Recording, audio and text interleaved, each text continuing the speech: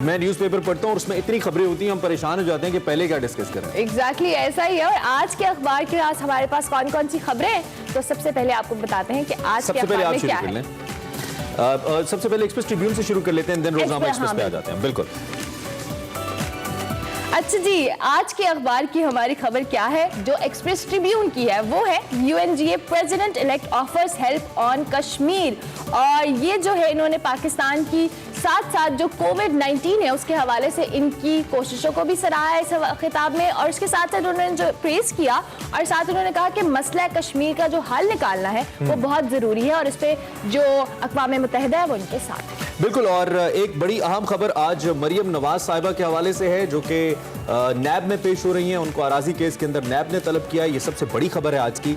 और पूरी मीडिया की इसके ऊपर नजर भी है कि मरियम नवाज आज कोर्ट में पेश हो रही हैं। अब से कुछ देर पहले जो हमारे तक न्यूज़ पहुंच रही थी उसके मुताबिक मरियम नवाज ने मुख्तलिफ कारकुनों को कॉल दिया है कि वो वहाँ पे इकट्ठे होना शुरू हो जाएं। दूसरी जानिब नैब ने भी कहा है कि इस हवाले से जो भी प्रोसीडिंग्स है उनको देखा जा रहा है, जांचा जा रहा है। और नैब ये कोशिश कर रही है कि इसको इस मामले को इस तरीके से प्रोसीड किया जाए कि मरियम नवाज के हवाले से जो मामला है उसको अंजाम तक पहुंचाया जाए। ऑपोजिशन का इसके ऊपर बड़ा स्ट्रॉन्ग स्टैंड रहता है। खासतौर पे हम अगर पीएमएलएन की बात करें तो वो ये कहते हैं कि उनको नैब गर्दी का निशाना बनाया जा रहा है। नैब इन दिनों शदीद किस्म की तनकीद की जद में भी है, लेकिन दूसरी जानिब हम अगर देखते हैं तो इस वक्त बहुत सारे ऐसे जो करप्शन केसेस है वो पाए तकमील को पहुंचते भी नजर आते हैं। नैब इस वक्त काफी हरकत में नजर आती है। बिल्कुल ऐसा ही है। और इसके साथ साथ इन स्टोरीज पर हम डिटेल डिस्कशन भी करेंगे, लेकिन जो हमारी आज की सबसे बड़ी खबर है आपको वो बताएंगे।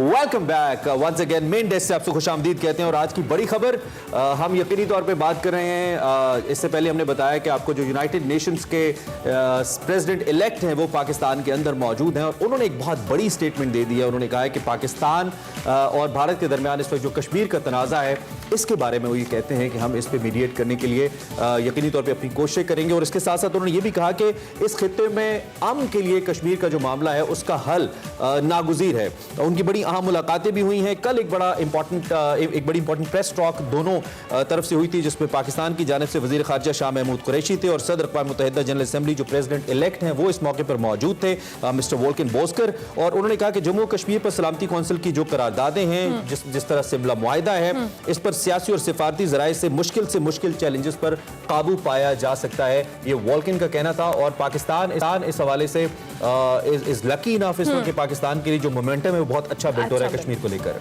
बिल्कुल। और इसके साथ साथ जी उन्होंने ये भी कहा है कि कश्मीर का जो जनरल असेंबली का अगला इजलास है वो फिजिकल होना चाहिए। जी थोड़ी हार्ड पे इन स्टार्ट, लेकिन साथ साथ चलते जाएंगे। शहजाद चौधरी साहब हमें ज्वाइन करें इस वक्त, एवीएम रिटायर्ड, आप इनको जानते हैं, तजियाकार हैं, डिफेंस के हवाले से, कश्मीर के हवाले से मुख्तलिफ मामलात पे हम इनके तबसरे और तजिए से फ़ायदा उठाते रहते हैं। आज भी हमारे साथ इन द मॉर्निंग मौजूद हैं और साथ साथ हमें अब से हम मुतारिफ कराएंगे सैयद वसी शाह साहब भी हमारे साथ मौजूद होंगे, उनसे भी हम बात करेंगे इसी हवाले से और उनको भी हम शामिल गुफ्तगू करेंगे। इस वक्त एवीएम शहजाद चौधरी साहब से हम बात करते हैं। चौधरी साहब, thank you very much for joining us. सबसे पहले गुड मॉर्निंग, कैसे हैं आप, खैरियत से हैं?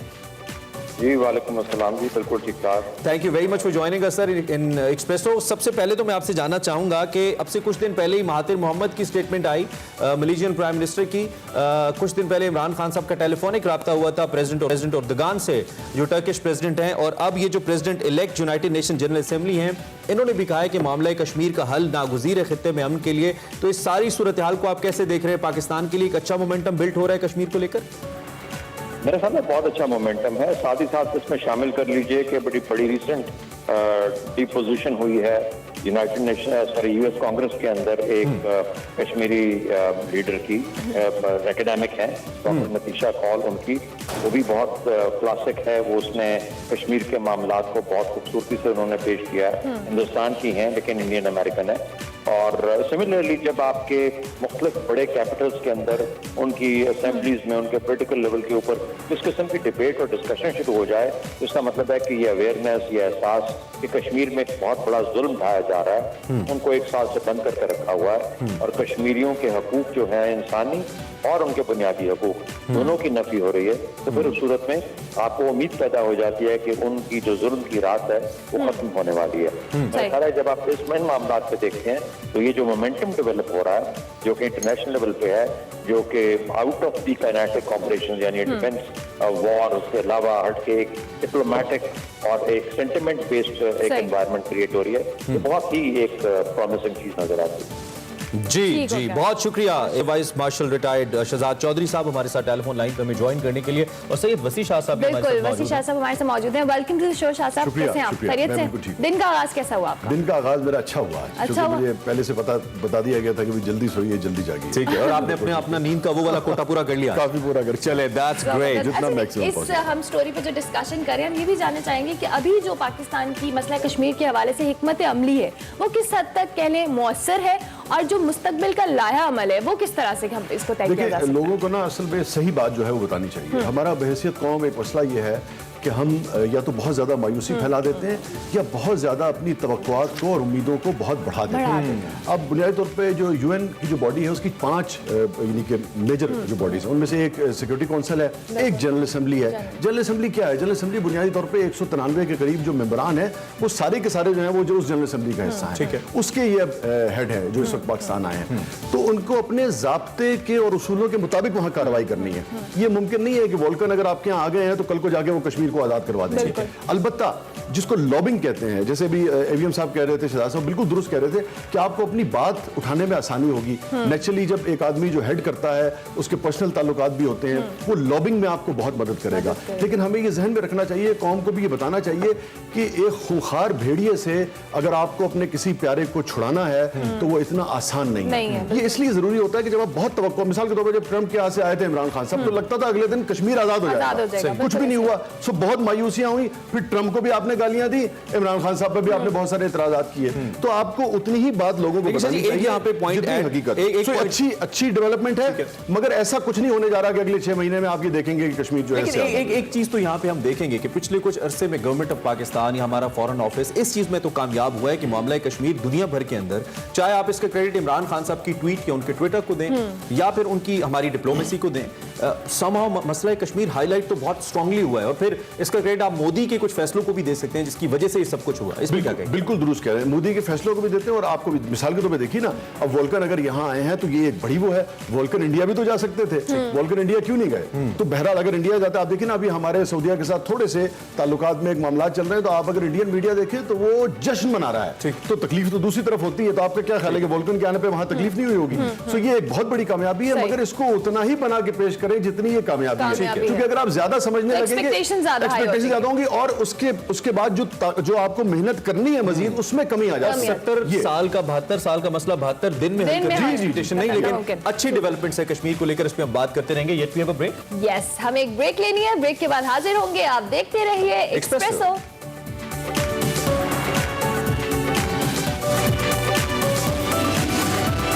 स्मार्ट लॉकडाउन करूंगा मैं, नहीं अपना आधा खोलूंगा आधा नहीं खोलूंगा, तो कुछ ना कुछ तो उनके जहन में होगा, फैक्टर्स भी उनके पास ज्यादा होंगे। तो जो भी था और उनकी हिकमत अमली जो है वो कामयाब हुई, ये हम मानते हैं और हम ये मानते हैं कि हम गलत थे।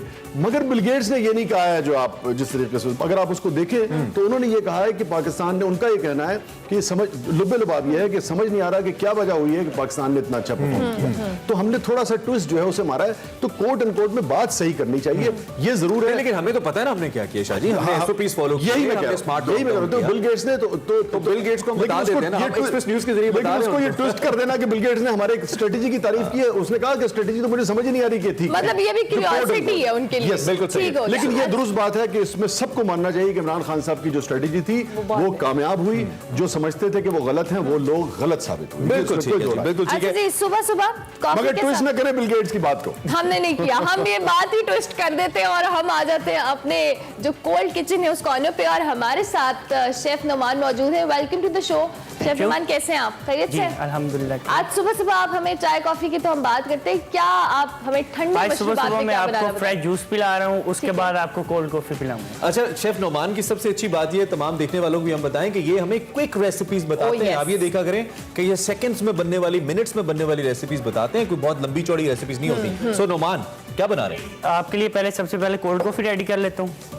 उसमें 1 स्पून आपने कॉफ़ी का लेना है और शुगर आप जितनी आप ऐड करना चाहते हैं 1 स्पून या 2 स्पून ऐड कर लिए। और उसके बाद हम मिल्क ऐड करेंगे इसमें। ठीक है, ठीक हो गया। नुमान आप कंटिन्यू करें, हम आपके पास दोबारा आएंगे जी। कोल्ड किचन की जानेब और फिर हम आपसे मजीद जानेंगे कि आप क्या बना रहे हैं। लेकिन इमरान, जी। हमारी कुछ और भी हैपनिंग्स होती हैं जो गुज़िश्ता रात हमारे मेन शोज में भी होती है। एक्सक्लूसिव हमारा Exactly. सेगमेंट है जो सिर्फ आपको हमारे यहाँ देखने को मिलता है। हमारे जितने भी करंट अफेयर शोज होते हैं उनमें कोई ना कोई खास बात तो जरूर होती है। उसको हमने सोचा कि जो लोग रात को नहीं देख सकते उन्हें हम सुबह दिखाएंगे ना कि कल रात खास बात क्या है। हुई। मंसूर अली खान साहब हमारे एंकर पर्सन है, टू द पॉइंट प्रोग्राम करते हैं। कल उनके प्रोग्राम में खास बात क्या हुई यही हम देखेंगे।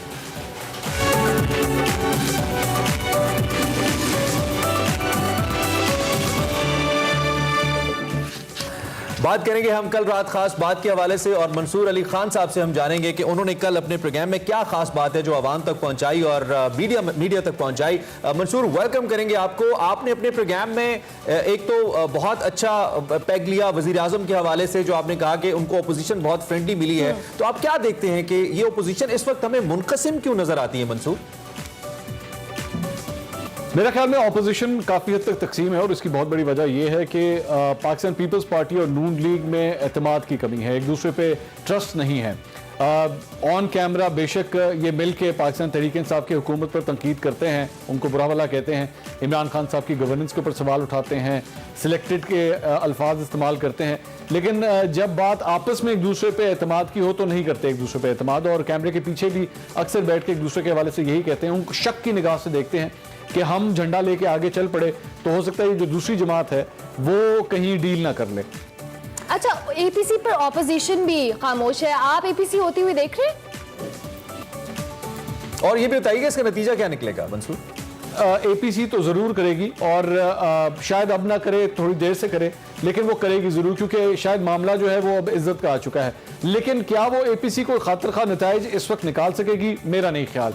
वो एपीसी बिल्कुल उसी तरह ही होगी कि सब बैठेंगे, मिल बैठ के यही कहेंगे कि हाँ हम एक हैं, जबकि दिल में एक दूसरे के खिलाफ वही शको-शुबात और नफरतें उसी तरह ही बरकरार हैं। मेरा नहीं ख्याल इमरान खान साहब के लिए कोई ज्यादा बहुत बड़ी कोई प्रॉब्लम ये एपीसी क्रिएट कर सकती है। लेकिन मौलाना फजल रहमान जो है वो भी मान जाएंगे वक्त के साथ, लेकिन क्या मौलाना फजल रहमान के पीछे उनकी इमामत में ये ऑपोजिशन कोई बहुत बड़ी तहरीक इस एपीसी के जरिए चला सकेगी? मैं नहीं समझता। मंजूर, एक तो ये कि अमूमी तौर पे बाकी मामलात पे भले अपोजिशन मुनकसिम रहे, लेकिन मौकिफ नैब को लेकर अपोजिशन का एक ही है कि नैब के कवानीन में तब्दीली होनी चाहिए। इनफैक्ट नैब होना ही नहीं चाहिए, बिलावल तो यहां तक भी कह चुके हैं। तो क्या आपके ख्याल में नैब कवानीन में तरमीम हो पाएगी ये सारे अमल के बाद? मेरा ख्याल में नैब कवानीन में तरमीम होगी। इसकी वजह यह भी है क्योंकि पाकिस्तान तहरीक इंसाफ को भी हालिया दिनों के अंदर थोड़ी सी प्रॉब्लम्स आना शुरू हुई हैं नैब के हवाले से। उस्मान बुज़दार साहब को बुलाया गया, पाकिस्तान तहरीक इंसाफ के दीगर 3 MPs को भी बुलाया गया है, और भी चंद केसेस, अलीम खान साहब का भी केस अभी चल रहा है। तो ऐसी सूरत हाल में नैब के हवाले से पाकिस्तान तहरीक इंसाफ भी थोड़ा सा शशोपंज में मुब्तला है, लेकिन अभी तक वाज़ेह पोजीशन लेने से अभी भी वो कतरा रही है, क्योंकि अगर वो भी नैब के खिलाफ आके खड़ी हो जाती है तो पाकिस्तान तहरीक इंसाफ फिर अवाम बताना बहुत। जी मंसूर हमें बता रहे थे कि क्या तरमीम हो पाएगी या नहीं? बिल्कुल ऐसा ही है, और अभी हमें ब्रेक लेनी है, लेकिन ब्रेक के बाद हमारे पास क्या है ये आपको दिखाएंगे। मिलते हैं एक ब्रेक के बाद। Stay tuned to Expresso. के वार्डरोब में होनी चाहिए। Welcome back to Expresso. सुबह हम कोशिश कर रहे हैं कि अच्छी बातें करें, लेकिन कुछ पॉलिटिकल हैपनिंग्स ऐसी होती है जिनके हवाले से आपको अपडेट करना बड़ा जरूरी होता है। और अभी आपको बताएंगे कि chief justice of Pakistan justice Gulzar का मेयर कराची और इदारों की नाकिस कारकर्दगी पर शदीद इजहार बरहमी। बिल्कुल, एक दरखास्त पर जिसपे कराची की सूरत हाल पे बात हुई है, चीफ जस्टिस ने बड़े स्ट्रॉन्ग रिमार्क्स दिए हैं। उनका कहना है कि शहर में बहुत बिल बोर्ड्स हैं, बिल्डिंग प्लान पर अमल होना चाहिए, बच्चे गटर्स में डूब रहे हैं। मेयर कराची को कहा जाओ भाई जान छोड़ दो इस शहर की। और उन्होंने कहा कि लोगों ने वोट दिया था कराची के लिए कि कोई आएगा और कुछ करेगा। मेयर कराची भी शहर से अपनी दुश्मनी निकाल रहे हैं, कराची को बनाने वाला अब तक कोई नहीं आया। दूसरी जानब हम अगर मेयर की बात करते हैं तो मेयर साहब का ये कहना है कि जितने इख्तियारात उनके पास हैं, इन इख्तियारात में तो मजीद कुछ किया नहीं जा सकता।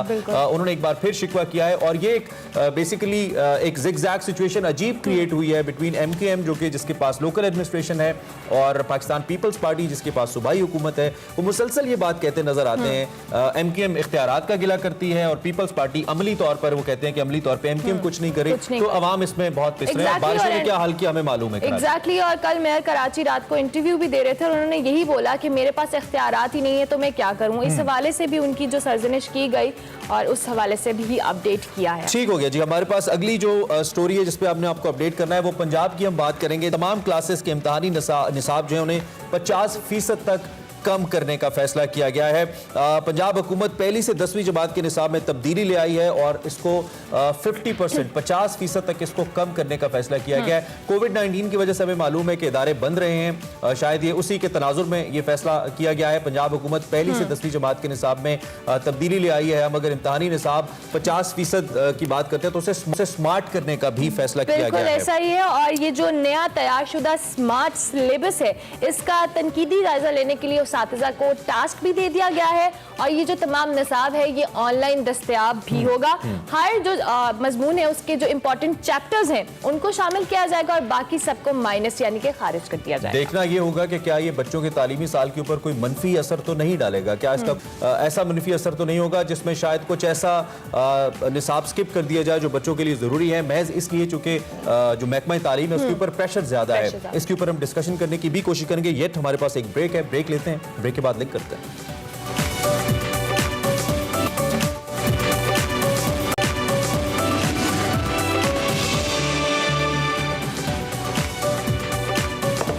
Welcome back to Expresso. सुबह हम कोशिश कर रहे हैं अच्छी बातें करने की। मैं हर ब्रेक के बाद इसलिए कोशिश करती हूँ क्योंकि स्टार्ट में इमरान हम थोड़ी शकील बातें करते हैं। आपको यकीन नहीं आ रहा है कि हम अच्छी बातें करने की कोशिश कर रहे हैं। नहीं, हम कन्विंस कर रहे हैं लोगों को। लेकिन उसके साथ साथ इमरान हमारा ये रोज के शो में एक बड़ा एक इंटरेस्टिंग सी चीज हुआ करेगी, वो ये कि हम रोज की बुनियाद per day in history discuss किया करेंगे कि आज के दिन क्या हुआ था। तो आपको पता है आज के दिन क्या हुआ था? आप बता दीजिए, वैसे पता तो है मुझे। चले मैं आपको बता देती हूँ क्योंकि रोज हम इसको इसलिए डिस्कस करते हैं कि हमें भी इंफॉर्मेशन रहे हमारे देखने वालों को। आज हम बात करेंगे पाकिस्तान क्रिकेट की शान the original little master Hanif Mohammad की, जो एक लेजेंड थे और उनको हमने आज के दिन लूज किया था। दिसंबर 1934 को डेथ एनिवर्सरी है। बिल्कुल, दिसंबर 1934 को भारत के सूबे जूनागढ़ में वो पैदा हुए और हनीफ मोहम्मद ने टेस्ट करियर का जो आगाज है 16 अक्टूबर 1952 को इंडिया के खिलाफ किया था। अपना आखिरी test match national stadium Karachi में न्यूजीलैंड के खिलाफ उन्होंने अक्टूबर 1969 में खेला था।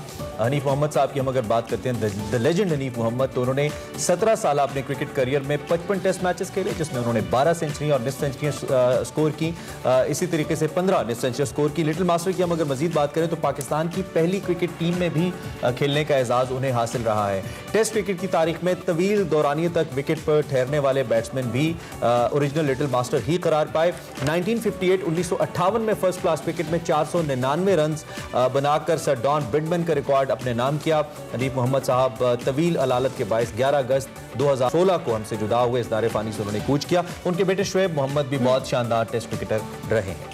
ये चार भाई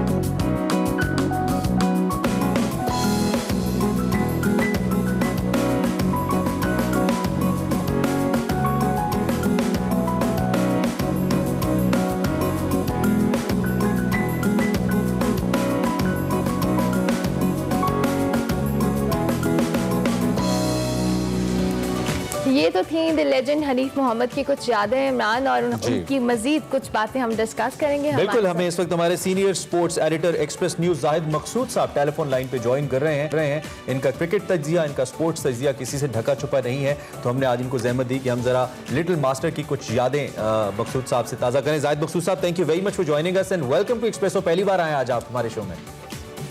जी बहुत शुक्रिया ज्वाइन करने के लिए। सबसे पहले तो बल्कि आपने देखा ही है, हम हनीफ मोहम्मद साहब की बात कर रहे हैं, तो हमें बताइए कि आप उनकी क्रिकेट को लेकर, उनकी क्लास को लेकर हमारे देखने वालों को क्या बताएंगे? देखिए हनीम मोहम्मद की जो क्लास थी ना, आज इसी का तो फुकदान है हमारी क्रिकेट टीम में। अगर आज हनीम मोहम्मद जैसा क्रिकेटर होता जिसको पिच में ठहरने का हुनर आता और कम अज कम एक तवील इनिंग्स खेल सकते, तो आज ये मारो मारी ना होती जो आजकल इंग्लैंड में हो रही है। हमारी टीम जो है पहली इनिंग्स में बड़ा स्कोर करती है, दूसरे में 134 पे ढेर हो जाती है। तो हनीम मोहम्मद की एक इतनी क्लास इब्तदाई खिलाड़ियों में आज भी मोहम्मद बरादरान का नाम इज्जत और एहतराम से लिया जाता है, जिनमें हनीफ मोहम्मद सर फहरिस्त है। फिर हनीफ मोहम्मद अकेले नहीं थे, उनके भाई थे, फिर आगे शाह मोहम्मद उनके बेटे थे, जैसा आपने पैकेज किया। तो हनीफ मोहम्मद जब मोहम्मद ठीक है की वापसी थी जी मुल्क के साथ और टीम के साथ, ये आज की क्रिकेट में इनका बेगुनाह कहना चाहिए फुकदान है और हनीफ मोहम्मद को हमेशा सुनहरे हरूफ से याद किया जाता है। ठीक है जाहिर साहब, थैंक यू वेरी मच जी, बहुत शुक्रिया ज्वाइन किया। सैयद वसी शाह साहब भी हमारे साथ हैं और जब हमने यहाँ पे टाइटल इन किया तो उन्होंने कहा कि ये 4 भाई हैं मोहम्मद बरादरान का जो जिक्र करे, तो हम आपकी मालूमात से फायदा उठाते हैं, बताइए देखने वालों को। एक तालिब इल्म की हैसियत से देखिए, ये जो बात है ना 55 इन्होंने टेस्ट मैचेस खेले, आपको हैरत होगी कि टोटल करियर में इन्होंने सिर्फ 2 छक्के लगाए। ओके, सिर्फ 2 छक्के लगाए। तो ऊपर शॉट खेलने का कोई तस्वुर ही नहीं। ठीक है, ग्राउंड गैप्स में, ठीक है, गैप्स में खेलते। तो आपको अगर क्लासिक क्रिकेट देखनी हो तो आपको इनको देखना, यानी विकेट पे ठहरना जी आता था। और इतने सुकून अंदाज में खेलते थे। देखे ना, छक्का ना लगाने का या ऊंचा शॉट ना लगाने का मतलब क्या है? मतलब ये है कि बहुत ही पुरसुकून है, आसाब जो है वो बहुत मजबूत है। और एक वाकया मैं सिर्फ 30 सेकंड में आपसे शेयर करूं कि जब भाई आपस में खेलते थे ना, तो एक मैच था, वो मैच की मुझे तफसील अब याद नहीं है, लेकिन तो एक मैच में एक भाई ने दूसरे भाई का कैच ले लिया। अच्छा। कैच ले लिया, उनको आउट कर दिया। तो कैच हनीफ मोहम्मद साहब के पास आया तो इनकी वालदा बहुत अरसे तक उन्होंने अपने एक बेटे से बात नहीं की कि तू मेरे दूसरे पुत्र में आउट क्यों। वैसे इससे मुझे एक सियासी मैच भी याद आ रहा है, कुछ सियासतदान प्लेयर्स जो हमारे हैं वो भी याद आ रहे हैं, नाम नहीं लेंगे हम। सबसे बड़ा पीएम ही है आप। मुझे याद आया, नहीं वो उनके अलावा वो जिनकी बात करते हैं कि अपने अंपायर्स के साथ खेलते थे, उनका भी अच्छा, मैं नाम नहीं ले रहा किसी का। खैर, क्या करना है हमने अब? क्या करना है जी, हमें ब्रेक लेना है, हमें ब्रेक लेनी है भाई। ब्रेक आपका बस चले ना, बोलते रहे, लेकिन ऐसा मैं आपको नहीं दूंगी। मैं कहती हूँ जिंदगी और शो में ब्रेक बहुत जरूरी है। ब्रेक लेंगे, ब्रेक के बाद हाजिर होंगे, आप देखते रहिए एक्सप्रेसो।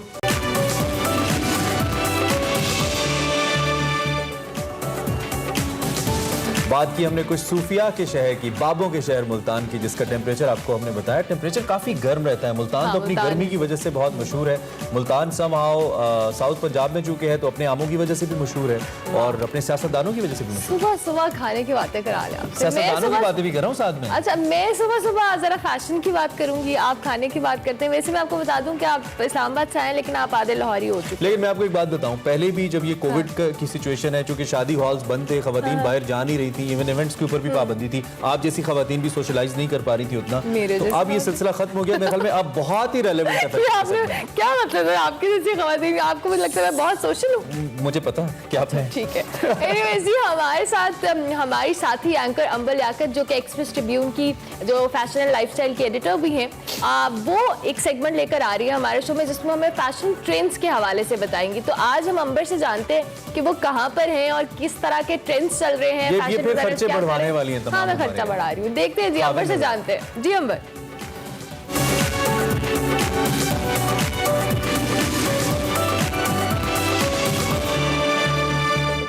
आज हम लाहौर की, बल्कि पाकिस्तान की one of the top designers, बल्कि ये कहना गलत नहीं होगा कि वो एक पाकिस्तान की पायनियर्स में से, फैशन इंडस्ट्री में से एक डिज़ाइनर है, सारा शाहिद। उनका ब्रांड है सबलाइन और आज हम उनके स्टूडियो में आए हैं उनसे एडवाइस लेने के लिए, क्योंकि आई थिंक एक प्रोफेशनल एडवाइस डिज़ाइनर की बड़ी इंपॉर्टेंट होती है। क्या ट्रेंड्स में है, क्या नहीं है, कैसे कपड़े आ रहे हैं, लेंथ छोटी आ रही हैं, बड़ी आ रही हैं, ये सारे सवालों के जवाब जो हैं वो आज हमारे शो पे सारा शाहिद हमें देंगी। So let's go and have a chat with सारा शाहिद। तो आज हम आए हैं सारा शाहिद के स्टूडियो में। हेलो सारा। अंबर, क्या हाल है आपका? How are you? आपका क्या हाल है? बिल्कुल ठीक ठाक। Welcome to our new morning show Espresso, and you know you are one of our first guest. I am so happy to be a part. और मैंने कहा था कि मैंने सारा का सबसे पहले इंटरव्यू लेना है, because one, you are the pioneer in our fashion industry. Nobody knows fashion better than you. शुक्रिया, thank you so much Amber. अच्छा सारा, मुझे आप ये बताएं कि एक बड़ा टेक्निकल सवाल है कि जो लंबे कद की लड़कियां और छोटे कद की लड़कियां, उनके लिए आप क्या एडवाइस करेंगी कि वो लंबे इस तरह का ये वाली लेंथ किसको ज्यादा सूट करेगी? अच्छा, I will be honest with you, ये सवाल मुझसे बहुत बहुत दफा किया गया है। Now I don't see any hard and fast rules, लेकिन छोटे फ्रेम के ऊपर ज्यादा कपड़ा is not a good idea. थोड़ा सा टेलर्ड कपड़ा makes you look a little taller. But अगर हम लंबा देते हैं तो मैं अक्सर उनके चाक, ये जो the sides, ये लंबे रखते हैं ताकि ट्राउजर नजर आए. So आप there are tricks of making yourself look taller. और अगर आपका कद छोटा भी है आप लंबा पहन सकती हैं, लेकिन आप उसके फिर यहाँ तक if we take up and then you show your trouser, it looks beautiful. मगर ombre, कि ombre still is? Ombre has always been in. ये हमारा बेस्ट सेलर है, ये भी एक हमारा इस समय में बहुत हमारा पसंद किया गया है ईद पे भी. But this is a nice gradient, इस तरह you know it's a two toned and yellow is nice and bright, very wearable again. But Sara minimal embroidery लोग ज्यादा पसंद कर रहे हैं बजाय इसके कि टू मच प्रिंट और बहुत ज्यादा डायमंडीज and you know. But to be honest number I think generally mood लोगों का, हम लोग because we are not going out, इतना हमारा बाहर आना जाना नहीं है. अगर घर पे है तो you want something that's wearable, practical, that falls well. अच्छा सारा, what are the 3 most essential things in anybody's wardrobe? क्या 3 ऐसी चीजें होनी चाहिए जो हर लड़की के wardrobe में होनी चाहिए? देखिए ईस्टर्न वेस्टर्न 2 फर्क होंगी, so I can't mix the two. But for basic I would say trouser. आपकी एक black white trouser essential because आजकल सब कमीजों के नीचे भी trouser होनी चाहिए because जैसे कैप्रीज आई थी तो हर एक कैप्रीज पहन रहा था, बेशक उनके ऊपर लोगों अच्छा. सो मुझे पर्सनली सबलाइम हमेशा से हम बूटलेग बनाते हैं because bootleg makes your leg look taller and thinner, और मुझे पर्सनली बूटलेग बहुत पसंद है. सो एक आपकी अच्छी ट्राउजर की fit black white of white ये आपकी जरूरी है क्योंकि वो आप हर चीज के नीचे पहन सकते हैं. देन आई वुड से सफेद कुर्ता. गर्मियों में आपके जितने भी सफेद कुर्ते हो एक चिकन का व्हाइट कुर्ता या कॉटन जरूरी है. और इसका replacement in western I would say a good white shirt because if you have good jeans and a white shirt. इसके साथ प्रिंटेड दुपट्टे, क्योंकि आप इतने जोड़े लेते हैं, उसका कोई प्रिंटेड दुपट्टा आप इसके साथ पहन लें, कोई सॉलिड कलर पहन लें, so this can never go wrong. बिल्कुल. And then I would say कि अगर हम वेस्टर्न्स में जा रहे हैं तो then you should also think about a good tailored jacket, a good blazer, a good cut वाली चीज. जैसे ये था, this is a very smart piece that you can wear eastern western again. ये ड्रेस के ऊपर भी पहना जा सकता है, ट्राउजर्स के ऊपर भी पहना जा सकता है. सो आप तो लेकिन ये स्लीवलेस कुर्ते के ऊपर भी अच्छा लगेगा, है ना? बिल्कुल. सो एक आप अपनी टेलर्ड लुक बहुत जरूरी है. लाइक आई से आई थिंक कि सबसे जरूरी आपकी वार्डरोब में एसेंशियल्स बेसिक अच्छे होने चाहिए, टेलर्ड अच्छे होने चाहिए. That's the most important. Sara, thank you so much for your time. Thank you for coming on Express News and Espresso. Thank you so much. और I hope to have you back on our show. Yes, absolutely. और आपकी जो advice है वो बहुत हमारे viewers के लिए काम आती है. And thank you so much. Thank you, Amber. Thank you so much. Looking forward for your next collection. Yes, you will be here. कौन से नए रंग आप add कर सकते हैं? बिल्कुल. Thank you so much. Thank you for coming, Amber. Thank you.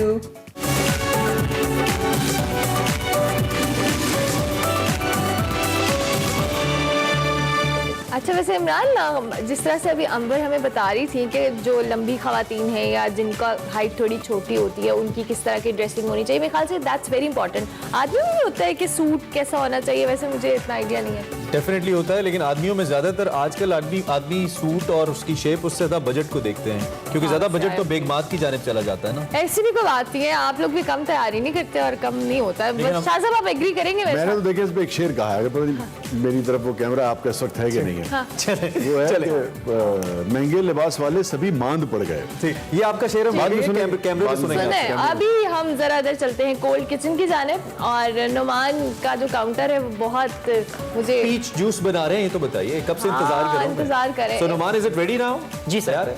Ready है. तो पिलाइए ना यार, लेके जी, आइए. प्लीज. नुमान साहब पीच जूस बना रहे थे जी, अभी इन्होंने हमें बताया. हम तो कुछ और समझ रहे थे, उन्होंने अभी क्लियर किया कि ये पीच जूस बना रहे थे. तो अभी ये पीच जूस लेके आएंगे हमारे पास. जी, और साथ साथ जरा नुमान एक्सप्लेन भी करते जाएं कि जी इसमें 2 पीस स्लाइस उसके करके आपने शहद जग में डाल लेने, उसके बाद 2 टीस्पून शुगर के, सही है। और साथ हल्का सा लेमन का टच देना है इसमें। ठीक है, तो थैंक यू। आइस अगर आप ऐड करना चाहते हैं तो कर सकते हैं, नहीं तो फिर आप रहने दें आइस ऐड करने को, और ब्लेंड कर दें इसको। भाई आप माने या ना माने, शुक्रिया मैं तो अनुमान, इसकी thank you, एक अदद thank you. पिक्चर भाई, लूंगा। प्रोड्यूसर साहब, I'm so ये sorry, I need to खवातीन take a ऐसे picture of बदनाम this. होती है कि जैसे खाना आता है तस्वीरें खींचने बैठ जाती हैं। अब ये देख ये मैं क्या इसकी हो रहा है पिक्चर यहाँ जरूर पे? लूंगा। I'm so What's sorry, अगर happening आपको here? बुरा लगे, और मैंने इसको इंस्टाग्राम पे पोस्ट करना ही करना है, ये लाजमी हमारे लिए। चले बाप। अच्छा जी, चले ओके जी। सर, और भी आप हमें अब मुझे ये लगता देखना है है इस कि अच्छे से जूस के बाद हमें एक ब्रेक लेना चाहिए, और ब्रेक लेकिन ब्रेक के बाद हमारा बड़ा मजेदार एक सेगमेंट है मेरा पास। जानते हैं आप लोग चिराग हसन हसरत ने लाहौर के बारे में क्या कहा है? मौलाना, लाहौर शहर कोई बिजली का बटन दबाने से नहीं बन गया, बल्कि हजारों साल लगते हैं ऐसी तहजीब को बनाने में। अगर दुनिया के कदीम तरीन शहरों की बात की जाए तो उन शहरों में कुछ ऐसा खास होता है जो उनका दिल बन जाता है। और अगर स्पेसिफिकली बात की जाए शहर लाहौर की, तो जिस लोकेशन पर आज हम लोग मौजूद हैं, इसको लाहौर का दिल कहा जा सकता है, क्योंकि लाहौर के एक सखी खानदान ने इसकी तहजीब को महफूज रखा हुआ है।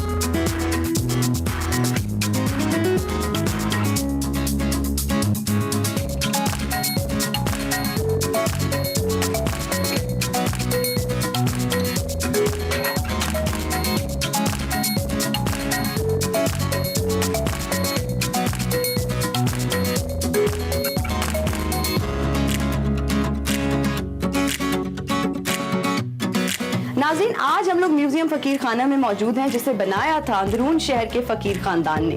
और क्या आप लोग जानते हैं कि ये म्यूजियम 180 साल पुराना है? तो जरा सोचिए यहाँ पर कितने कीमती नवादरात छुपे होंगे। आइए चल के जानते हैं फकीर खानदान के फकीर सैयद सैफुद्दीन साहब से।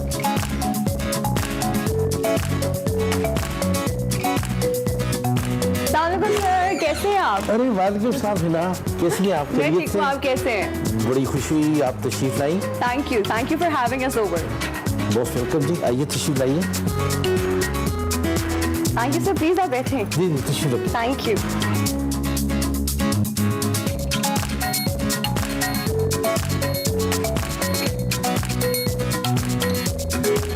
सर, दुनिया की रौनक कुछ जुनूनी लोगों की वजह से है, और आपका शुमार भी उन जुनूनी लोगों में है।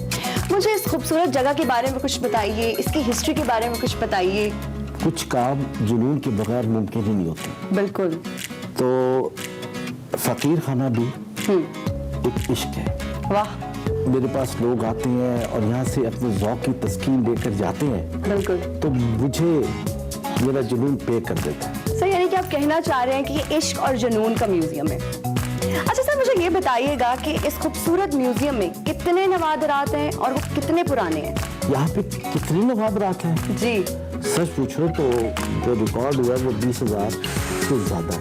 Oh my God. और मेरा इसी म्यूजियम का एक हिस्सा जिसमें तकरीबन 1,000 इंटीक है, लाहौर म्यूजियम में महफूज है। जबरदस्त। और इससे पहले जी कि आपके नाज़रीन बोर हो जाए, जी, चले मैं आपको ऊपर जाके मुख्तलिफ अजायबात दिखाता हूँ। चलें आ जाए। आई am super excited.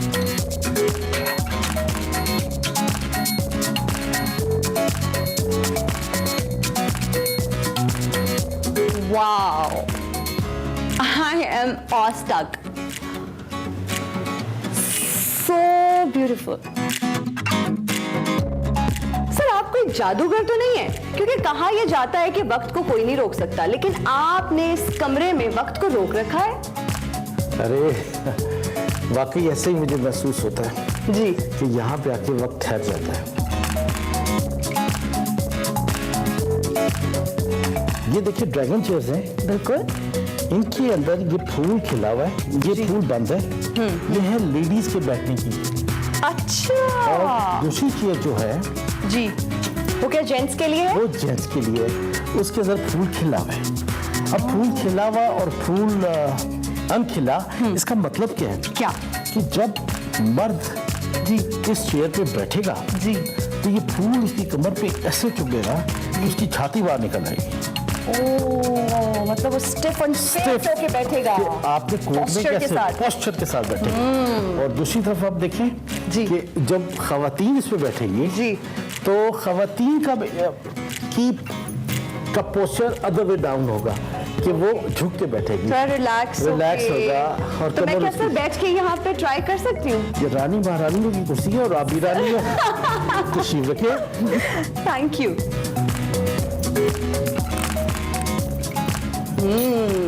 Feels great.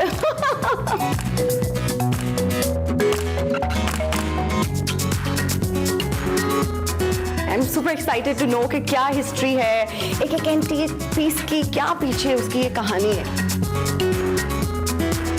क्योंकि ये मिनिएचर हॉल है जी, तो मैं अपने दिल के सबसे करीब वाली तस्वीर आपको पेश अरे वाह क्या बात है जी। ये हमारे मास्टर पेंटर गुलाम अली जो मुगलिया दरबार से मुंसलिक थे बहादुर शाह जफर के दौरान, ये उन्होंने 15 साल लगा करके तस्वीर बनाई थी। ये तस्वीर नवाब मुमताज अली खान की है। ओके। और he used single hair brush. ये अगर आप hair brush, single hair brush, एक ब्रश के अंदर सिर्फ आखिरी जो बाल एक हेयर निकलना होता है, ओह माय गॉड, रियली? और इसकी जब डिटेल अगर आप देखेंगे तो आपको ये शीशा, आतशी शीशा या मैग्नीफाइंग ग्लास इस्तेमाल करना पड़ेगा। जरूर जरूर। और जरा इसको गौर से देखो और करीब आ जाओ थोड़ा सा, इसको गौर से देखो कि नवाब साहब 5 बारे हैं। I could actually look at all the intricate details। मुझे तो ऐसे लग रहा है जो फैब्रिक ये जो उन्होंने बनाया है, मुझे फील हो रहा है कि कौन सा फैब्रिक है, कुछ वेलवेट टाइप लग रहा है। इस पे जरा गौर से देखो, नवाब साहब 5 बारे हैं और बाल की पीक इनके होठों पर है। नवाब साहब के दाढ़ी में 5 सफेद बाल हैं, वो आप काउंट कर सकती हैं। Oh yes, oh yes. घड़ी में वक्त है 6:07 का। ओह माय गॉड, एक डिटेल इसमें इतनी अमेजिंग है। घड़ी में वक्त है। ये इंसानों के काम है, ये हमारे मास्टर्स के काम है, जो मैं आपको फिर सबसे पहले ये तस्वीर पोर्ट्रेट दिखाई। जिस आर्टिस्ट ने ये मिनिएचर बनाई है उसका नाम है Kher Singh. Kher Singh, Kher Singh was one of the leading court painters of Maharaja Ranjit Singh's court. Right. So he painted this beautiful painting. Wow. इसके अंदर आपको लाहौर की ज्योग्राफी नजर आएगी। ये नौलखा पेविलियन है, Okay. River Ravi, Okay. Kamran summer palace, Kamran की बारादरी। अब मैं आपकी तवज्जो पहले इस पे नीचे पे डालना चाहूंगा जी। ये महाराजा